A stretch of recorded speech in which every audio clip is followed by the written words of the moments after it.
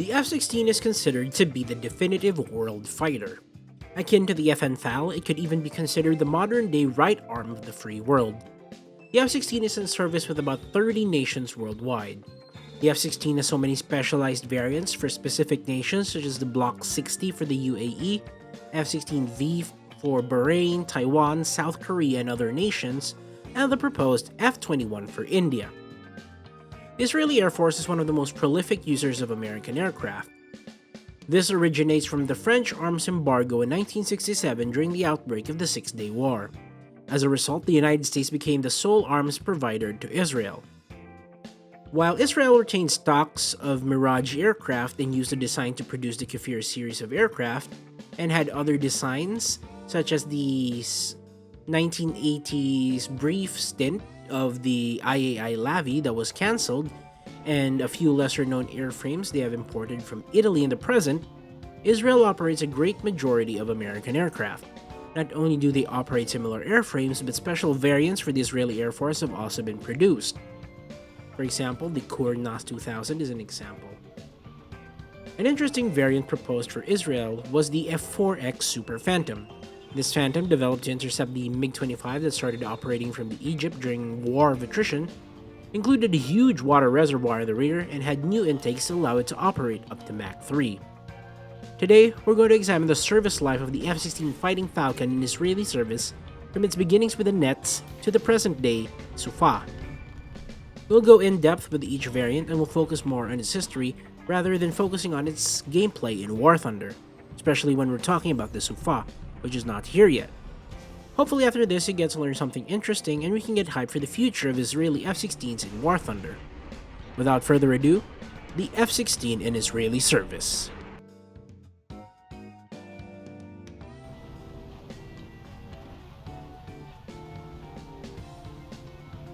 When the F-16 Fighting Falcon was introduced in 1978, Israel simultaneously placed an order for 75 F-16A and B variants.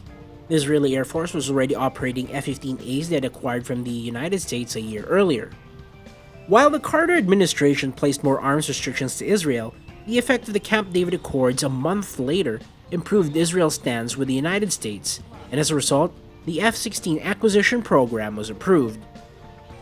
The delivery program was called the Peace Marble 1, which was the common name for aircraft sales of the United States to other nations. For example, the F-4 program to Israel was called the Peace Echo. The F-16A and F-16B Block 10s that were delivered to Israel were originally intended to be Imperial Iranian Air Force F-16s, but the Iranian Revolution in 1979 led to these being diverted to Israel. Small modifications were made such as extra chaff and flare dispensers on the root of the vertical stabilizer. However, interestingly, these aircraft were not rewired to accept AIM-9Gs, which was the main Sidewinder variant Israel used prior to the AIM-9L. Even the F-15s used in 1977 and onwards were rewired to accept AIM-9Gs instead of AIM-9Js and AIM-9Ps that they originally used. Iran, the original customer, used AIM-9Ps on their aircraft, yes, including the F-14. The first four of these aircraft arrived in 1980 with the iconic desert camouflage pattern inherited from the Skyhawks, Phantoms, and Mirages. Initial operating capability was achieved in August with the first squadron to use the F-16 being the Tayaset 117, also known as the 1st Jet Squadron. The F-16A and Bs were called the Netz, which means hawk in Hebrew. 53 aircraft were delivered before the transfer, but it was put on hold after Operation Opera in 1981. Deliveries were completed shortly after in the same year. Operation Opera was the first major operation involving Israeli Air Force F-16s.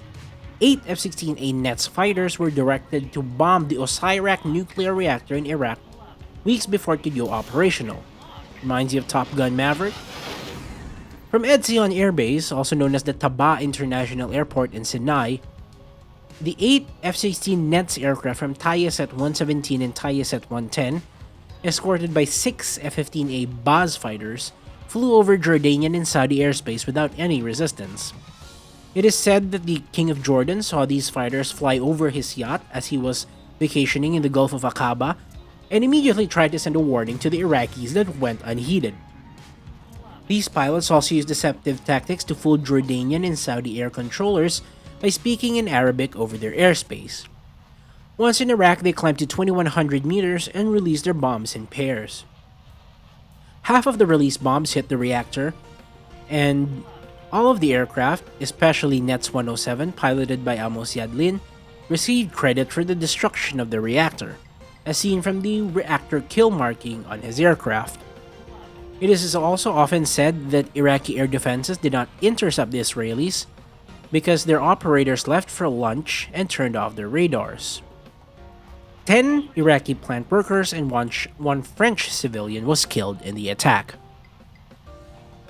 Operation Opera marked the first operational success of the F-16 in Israeli service. A month earlier, the first F-16 kill in Israeli service was also achieved when Tayesat 117 shot down 2 Mi-8s with guns in Israeli airspace. In June of 1982, Israel invaded Lebanon. 3 days after the invasion, the Israeli Air Force organized a suppression of enemy air defenses operation in Lebanon's Bekaa Valley region, where Syria set up an integrated air defense system.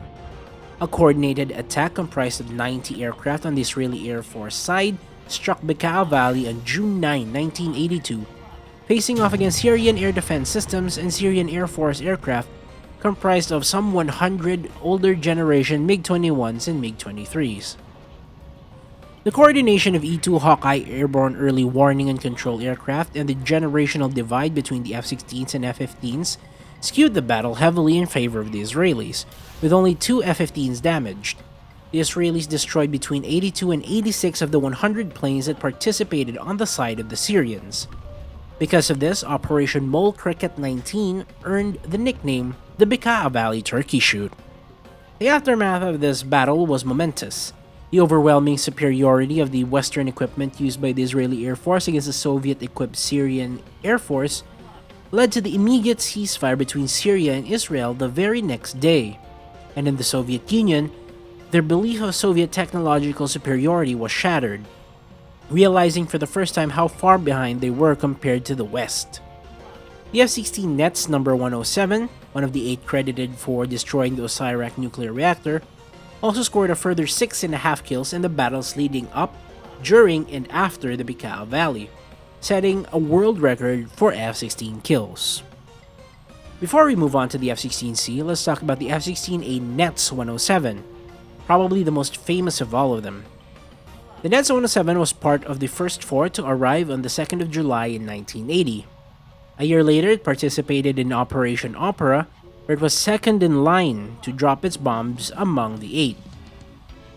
It also received the nuclear reactor kill marking along with the other 8 aircraft. 2 months before the invasion of Lebanon in 1982, it shot down a Syrian MiG-23, marking its first ever kill. During the invasion, it shot down 6 more, and on Mole Cricket 19, it shot down 2 aircraft, with the second kill being shared with another pilot.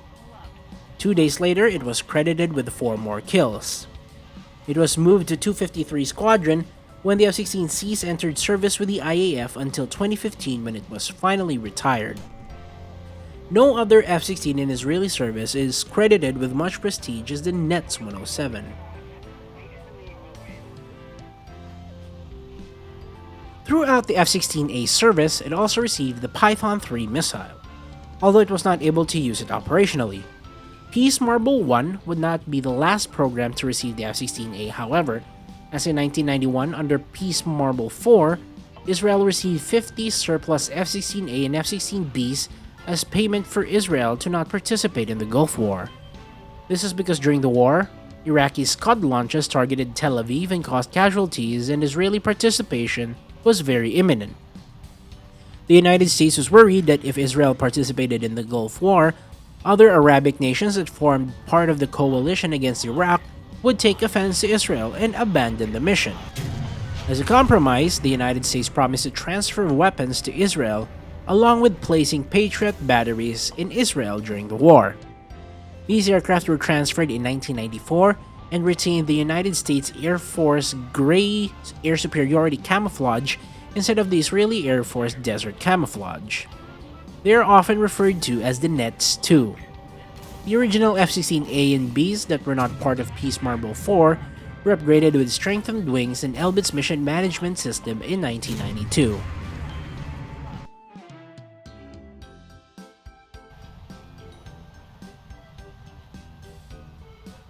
The next phase of the Peace Marble transfers was Peace Marble 2 in 1987, which covered the transfer of 51 F-16Cs and 24 F-16Ds, which were promptly named Barak or Lightning. The F-16C Barak differed from other F-16s by having an extension to the base of its vertical stabilizer, which housed the Rapport 3 internal ECM system. The F-16D, unlike the F-16B, was not a two-seat trainer version of the F-16C. The Barak's second seat houses a Wizzo that controls the Barak's radar and weapons. The Israeli F-16D also differs by having a box-like protrusion from the cockpit to the base of the vertical stabilizer. Not much is known about the electronics inside the box-like protrusion, but what is known is that it holds extra chaff dispensers on 3 slots on each side of the dorsal spine fairing. This dorsal spine fairing was found on the Block 30 and Block 40 F-16Ds for Israel, and the trend would eventually catch on with other nations with the Block 50 and Block 52 F-16Ds. During the interim, Israel was also undertaking a design program for its indigenous fighter aircraft in the background. Known under the name Lavi, this fighter design aimed to reduce the dependence of the Israeli Air Force on the United States and its ever-changing arms transfer policies. The Lavi project began in 1980 with the IAF presenting its requirements and specifications for the new fighter. While a prototype successfully flew in 1986, controversy about its viability as a total replacement for the F-16 put the program to a standstill. Critics argue that the IAI Lavi had very little export potential and that Israel would end up procuring F-16s anyway to meet the aircraft numbers required by the IAF. In 1987, the IAI Lavi project was finally cancelled, and the Israeli government approved the purchase of 75 F-16C and F-16Ds from the United States, which would be completed under the Peace Marble 3 program. The Peace Marble 3 program facilitated the transfer of 60 F-16Cs and F-16Ds, 30 of each variant with a follow-on order for 15 more.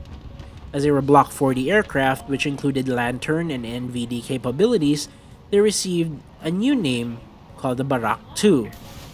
F-16D Block 40s were not fitted with the Python 3 missile, but received the Python 4 in the mid-1990s along with the Lightning II, Derby, and AMRAAM missile integrations and Collar MFDs.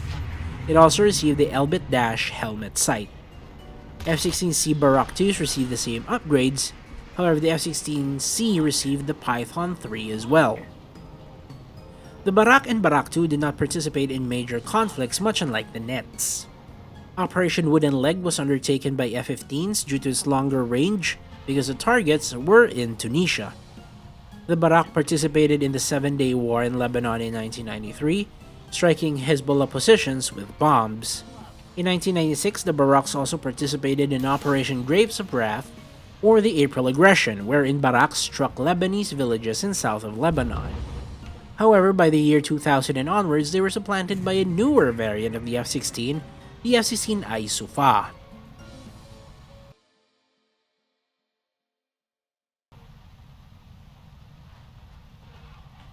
The F-16I Sufa was the successor of the F-16 Barak.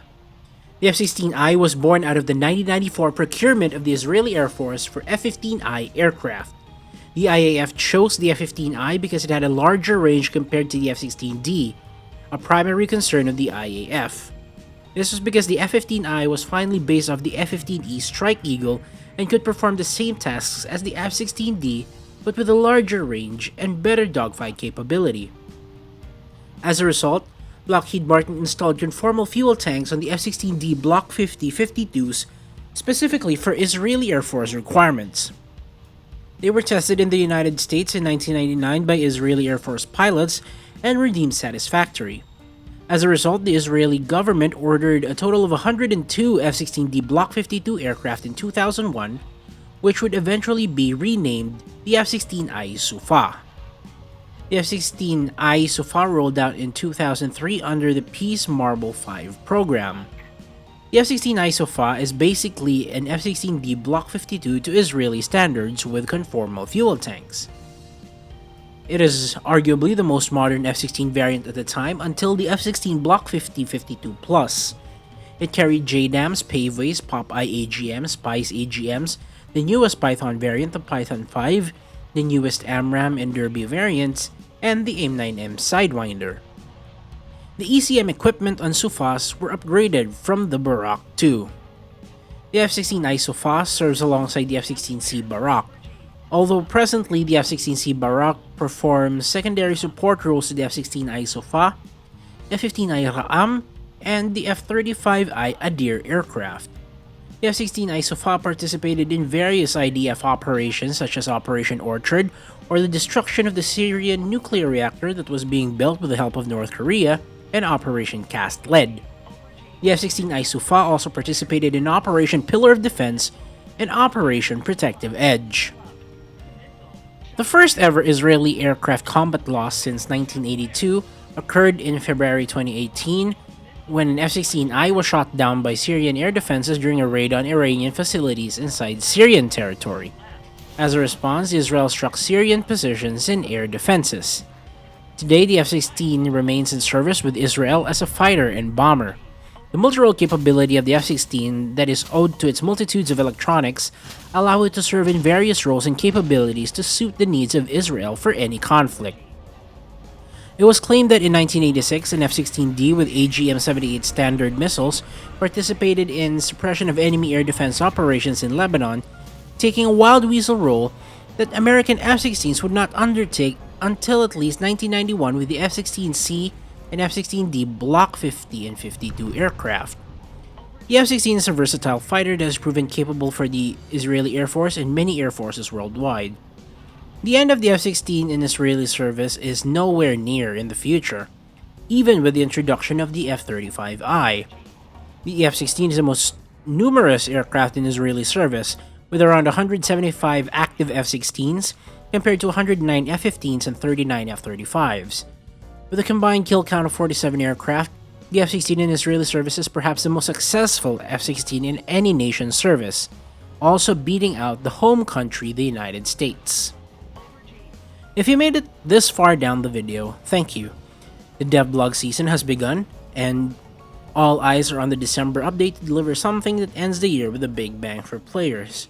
So far, we've seen rank 8 ground vehicles, and the premium packs you can buy with it, and it's a little dodgy, I gotta admit.